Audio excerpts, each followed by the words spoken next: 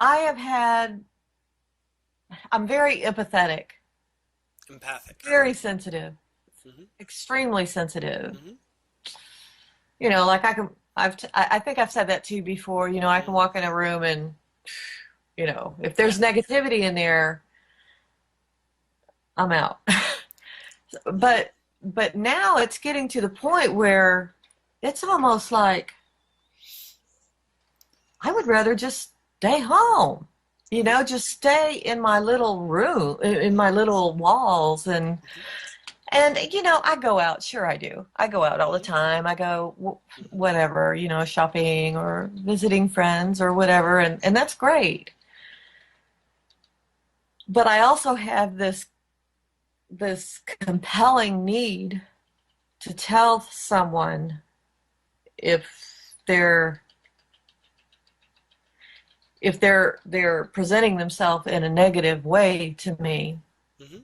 but they don't even have to be doing anything or Hmm. saying anything. It's just their demeanor. It Hmm. could be their depression. It could Well, be, you get the information from subtler indicators. yes, and it's Yes. instantly. Yeah. It's So, instantly. And I want to help them. I want to reach out and help them.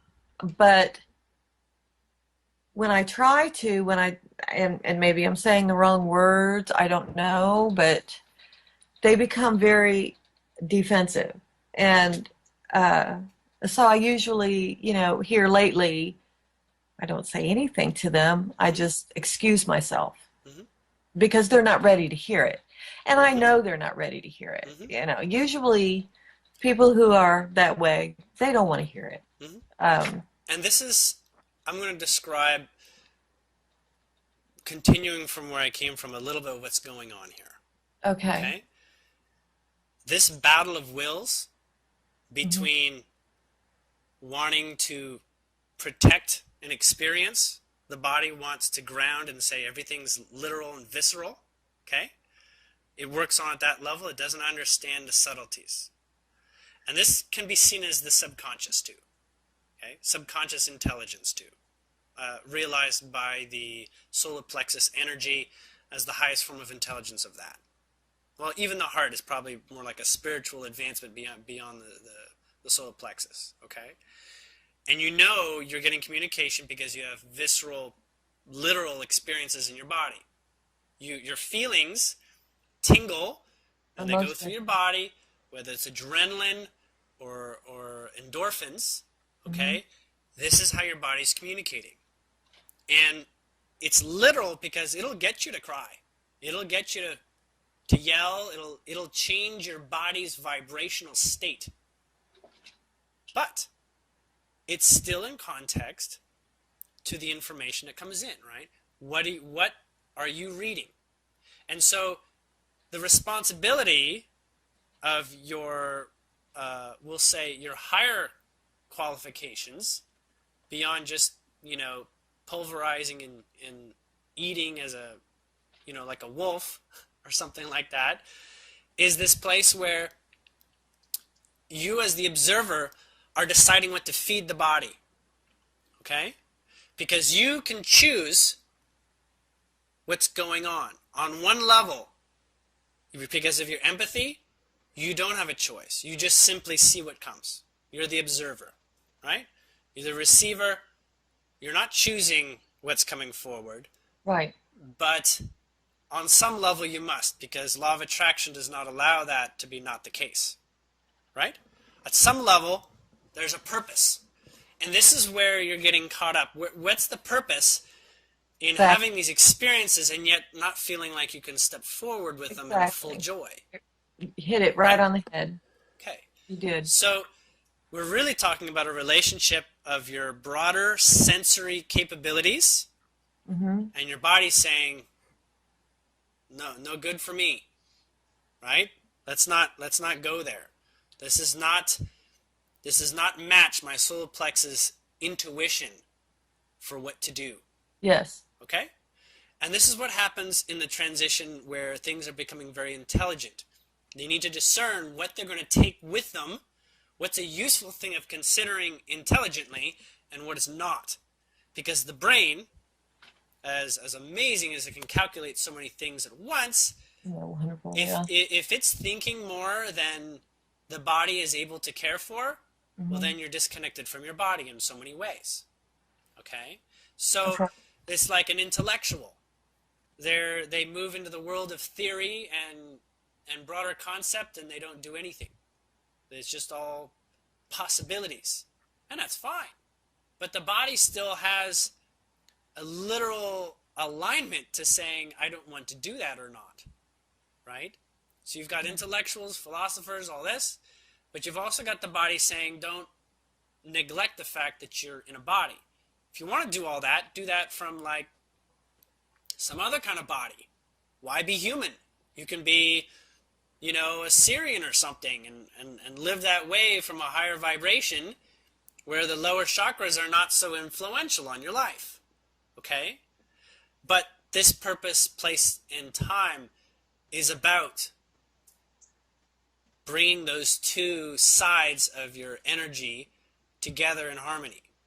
It's basically how you work with energy, because your basic body knows how to function. It knows how to breathe, it knows how to eat, it knows instinctually how to operate on a very basic automated level.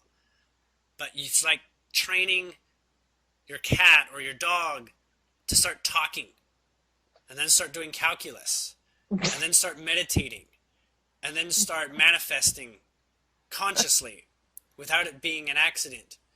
Everything's still created by a product of all your vibrations speaking at the same time. All your chakras are speaking at the same time on any subject. Some have more to say and more involvement than others.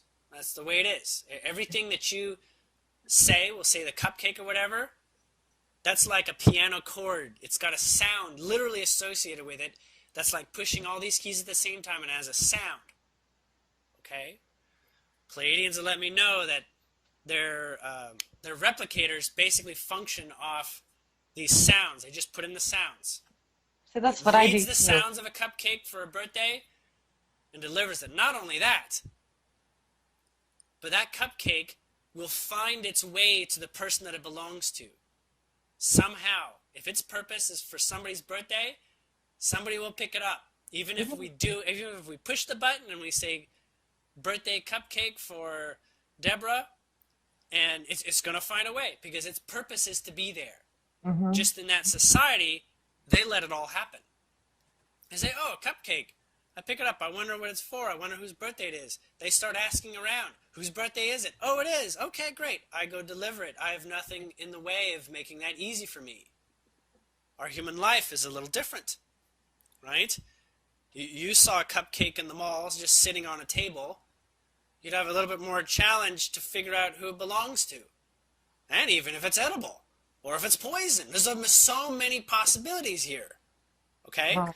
Discernment now is what we're going to talk about, because you have more choices than what would seem obvious. Okay? Your body knows the obvious. Body says, I find a wallet with money in it, I should return it to its owner. Body has memorized this. Society has punched into us, we should return this to its owner. It's the right thing to do. Right? We grew up with that. Hmm. Return belongings to who they belong to. Yet, that is a principle that works, isn't it? I mean, it works. I mean, if things are lost, then we return them to their owner. In fact, at the same time, it also creates the definition for stealing. For the Pleiadians, if that person were to not be able to deliver that cupcake, they wouldn't say they're stealing it. They would say they're respectfully helping that on its journey. Right? And if they haven't accomplished it yet, then they find somebody who can. They find somebody who can carry that on, that legacy of getting that cupcake to whoever it is, you see. Right. And maybe they drop it and it smashes. They need to bring that story. They need to share. They need to get that to who it belonged. It's like they will go. It's like it doesn't matter if there's a problem in it. Just like if you find a wallet, it doesn't matter if the money has been stolen from the wallet and that's just some thief that left the wallet behind. Right? Still got to find the owner of this. They still deserve to see what happened of this in that. Okay? We've learned these lessons. in our world of how to treat one another and how to do these things like this, our body is memorized living life, maybe as an American or as a British person or as a Samoan. It doesn't matter. We all have these cultures that have trained us to live and to operate in a society, including paying your bills, you know, or anything that you want to do. This is how you do it. You want to learn to play guitar, you take lessons, right? You want to make a birthday cake, you go buy flour, and you read the recipe book on the internet or whatever, or your grandmother's recipe. You have ways in which this all gets done. You don't question it because you don't have a reason to question it. Okay? It's like maybe this recipe is like loaded with GMOs. Well, okay, question it. Now you've got a thing where you've got a GMO cupcake. Should I deliver a GMO cupcake? It's an option, right? And or maybe it was really poorly decorated and you believe the person deserves better. So I'm going to throw this one out and try again. There's so much here. This world is rich with perspective. Do you get what I'm saying? It's rich with so many different ways of looking at something. Right. Going to return again to discernment. It seems like I'm only chipping away a little bit every time I bring back saying, now we're talking about discernment. This is how it has to be. Getting to the next level. Discernment is what it means for you right now. Okay. In this present moment, you have the greatest ability to discern. Okay? Yeah. You have even more ability to discern when you start taking away the cobwebs of things that you can't figure out. Don't worry about what you can't figure out. Figure out what you can. See, yeah, Okay? yeah, that's what I have problems with. It's like, and then I find myself analyzing it. Should I? Shouldn't I? Should I? Shouldn't I? Shouldn't I? Yeah. So, in the present balance. moment, what gives you a feeling that you're hot on the trail? What is that? That you're hot on the trail. You feel that there's something right coming from it. Oh, you say this is a good thought. So this exciting. Is a bad thought. But right. The thing is, in this world, we've created collective rules. Okay? So, you find a wallet with $100, and earlier that day you're piss broke, and you needed $100 in your life. Now, you're at odds now because you could find the owner, or you can receive that $100, knowing that no one is going to chase you down. So what do? What is this for? What do you do in discernment? Is this a test to see if I'm the devil for not giving the money back and using it? Should I feel bad about using this money? Yes, you should feel bad if you're going to stay in the world that you were trained in. In the world that you create, you will feel like the devil as long as you still hold on to the fact that you were taught to be the devil for using that money. There you go. Now, you want to be a creator, you ultimately have to be responsible not only for what happens to the money. That goes without saying. Right. You need to use that money for the right thing. You don't go use it and buy, 20 cases of bubble gum, right? You use it for what you realize, well, I needed it because, I wanted to go to the movies with my friends, and that's why I said I need $100. I need $100. I mean, it's the wrong price, but the point is, right. I needed it for this. I wanted a night out for myself. I need to get a dress, and somewhere in myself, I'm fighting with deserving this, perhaps, right? Do I deserve this? I didn't steal $100, but $100 showed up in my life, and now I'm given the option to be creator. Now, creator says, well, on one hand, the creator before your choice was you're going to be a devil. Now, how can you adjust that frequency from being a devil to loving yourself?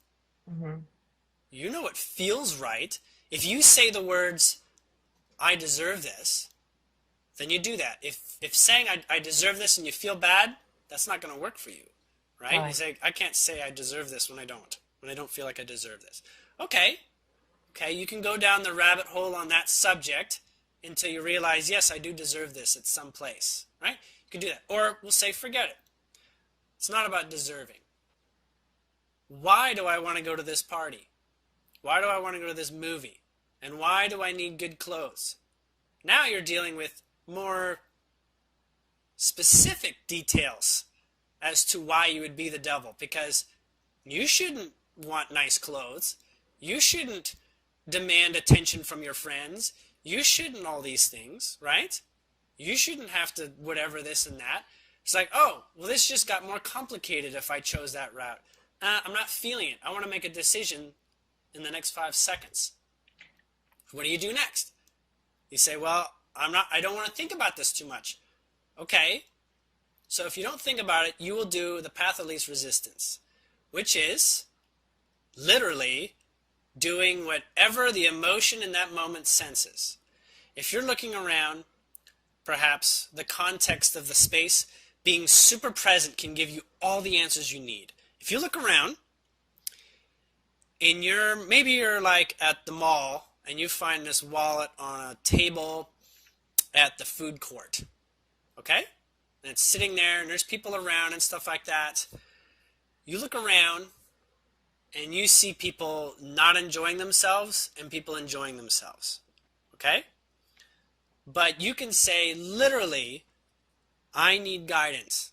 I need to feel my way into this. If I see more people happy, then I should be like them. This moment here is created to be happy and enjoy myself, you know? Maybe he's enjoying himself with a Big Mac. I wouldn't enjoy the Big Mac, but he is enjoying himself, so I can go with the enjoying myself. That's that purpose in this moment. But if you see more like frowns and people just sort of like surviving life, you can get a sense that, you know, this $100 is better for them. You know, someone needed this $100. It's one of these people here that needed this $100. I can see their need. I feel good by giving them this $100. So the context is given you in that place, right? Right. As an example. So you become basically like super conscious. The more that you step away, the more obvious emotions will be. Now in your case, the emotions are right there in your face, okay? But they're not telling you anything. They're not imposing on you and saying, hey, listen up, I got a problem, right? Right. It's you sensing there's a problem and sensing that you want to do something about it. Why? Because if you do that, if you help someone, you're more deserving of help yourself. Now, when you say, I don't need help, you don't need help. But you can always use with an upgraded vibration. You do something that feels good to do it, then you do it. And you want to help because of your ability to focus on how they can live their life better through, you know, make it positive, find a positive, be optimistic, all this. But you're starting more from ground zero. You're starting with the worst situations. You say, do I deserve to work with the worst situations?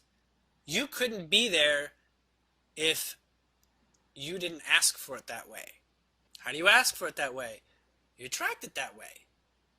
There's things in you that still vibrate, that hold these elements in place. You're literally, the entire world, including people, and all the signals and all the signs, you see yourself in the mirror.